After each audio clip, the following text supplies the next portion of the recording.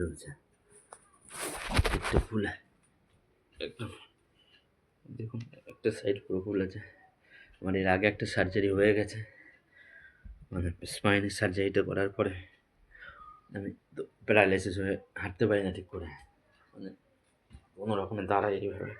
আমার এই পেটের যে অবস্থা হচ্ছে আপনারা দেখতে পাচ্ছেন, এই মাংসপেশিগুলো বেড়ে সাইড ইফেক্ট হয়ে এটা টিউমারের মতো আকার ধারণ করে নিয়েছে। এবার টাটা ক্যান্সার বলেছে এই ক্যান্সার ট্রিটমেন্ট করতে 14 থেকে 15 লাখ টাকা আমার দরকার।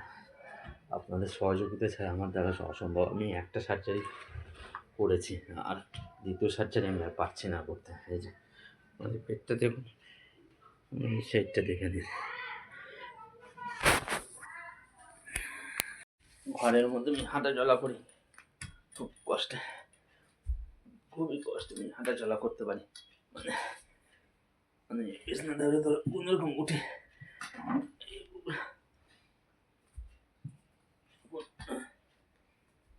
কোনোরকম উঠে ধরে ধরে আমাকে বাথরুমে যেতে হয়। বাথরুমে পায়খানা বাথরুমে কোনোরকম কষ্ট। মানে পেটের এই সাইডটা দেখছে, এই দিকটা পুরোটাই ফুলে রয়েছে।